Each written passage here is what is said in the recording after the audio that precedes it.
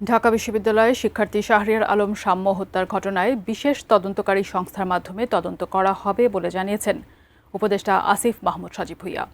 এছাড়াও ক্যাম্পাসের নিরাপত্তা ও সোহরাওয়ার্দী উদ্যানে শৃঙ্খলা ফেরাতে বেশ কিছু উদ্যোগ নেওয়া হয়েছে বলে জানান তিনি। ঢাকা বিশ্ববিদ্যালয় প্রশাসন ও সোহরাওয়ার্দী উদ্যান সংশ্লিষ্ট ব্যক্তিদের সাথে এক বৈঠকে এই সিদ্ধান্ত নেওয়া হয়। স্বপন আহমেদের রিপোর্টে বিস্তারিত।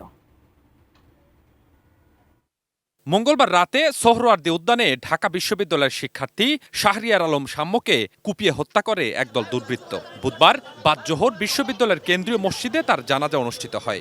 এতে অংশ নেন বিশ্ববিদ্যালয়ের ভিসি অধ্যাপক নিয়াজ আহমেদ খান, প্রভিসি অধ্যাপক ডক্টর মামুন আহমেদ সহ বিশ্ববিদ্যালয়ের শিক্ষার্থী, ছাত্রদল এবং বিভিন্ন সংগঠনের নেতাকর্মীরা। এ হত্যাকাণ্ডের পর থেকেই ঢাকা বিশ্ববিদ্যালয়ের শিক্ষার্থীদের নিরাপত্তা ও সোহরাওয়ার্দী উদ্যানের পরিবেশ নিয়ে নানা প্রশ্ন ওঠে। বুধবার দুপুরের পর বিশ্ববিদ্যালয়ের সিনেট ভবনে ক্যাম্পাসের নিরাপত্তা ও উদ্যানের শৃঙ্খলা নিয়ে একটি বৈঠক হয়। এতে উপস্থিত ছিলেন স্থানীয় সরকার উপদেষ্টা আসিফ মাহমুদ সজীব ভুঁইয়া। অ্যান্টিব্যাকটেরিয়াল অ্যাডিটিভ যুক্ত সেরা ওয়াটার ট্যাঙ্ক বিশুদ্ধ পানিতে ব্যাকটেরিয়া জন্মাতে দেয় না।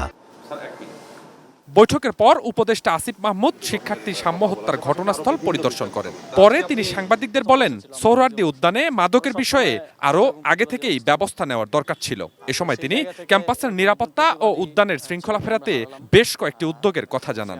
রাজু ভাস্কর্যের পেছনে যে গেটটা আছে, এই গেটটা পার্মানেন্টলি বন্ধ করে দেওয়ার একটা সিদ্ধান্ত হয়েছে। আপনারা হয়তো আজকালকের মধ্যেই দেখবেন যে এটা বন্ধ হয়ে গেছে। এবং এই গেট সংলগ্ন যেই দোকানপাট থাকে, অবৈধ দোকানপাট, এগুলো স্থায়ীভাবে উচ্ছেদ করা হবে এবং এইটা মনিটর করার জন্য একটা মনিটরিং কমিটি করা হবে ইয়ার পক্ষ থেকে, গণপূর্ত মন্ত্রণালয়ের পক্ষ থেকে, আদার্স যত অথরিটি আছে সবার মাধ্যমে। এবং আপনারা জানেন যে উদ্যানে পর্যাপ্ত পরিমাণ লাইট না থাকার কারণে অপরাধ সংঘটিত হয়। পর্যাপ্ত পরিমাণে লাইট, কোনো ব্ল্যাঙ্ক স্পট থাকবে না এবং পাশাপাশি সিসিটিভি ক্যামেরা পর্যাপ্ত পরিমাণে সেখানে স্থাপন করা হবে দ্রুত সময়ের মধ্যে, এবং সেগুলো ডিএমপি মনিটর করবে এবং যে কোনো কুইক অ্যাকশন যেন নিতে পারে। সেজন্য ডিএমপির পক্ষ থেকেও একটা পুলিশ বক্স করা হবে ডেডিকেটেড ফর এই উদ্যান। এদিকে হত্যার ঘটনায় গ্রেপ্তার ৩ জনকে 10 দিনের রিমান্ড আবেদন করে বুধবার ঢাকার চিফ মেট্রোপলিটন ম্যাজিস্ট্রেট আদালতে পাঠায় পুলিশ। পরে আদালত তাদের কারাগারে পাঠানোর আদেশ দেন। স্বপন আহমেদ, এটি নিউজ, ঢাকা।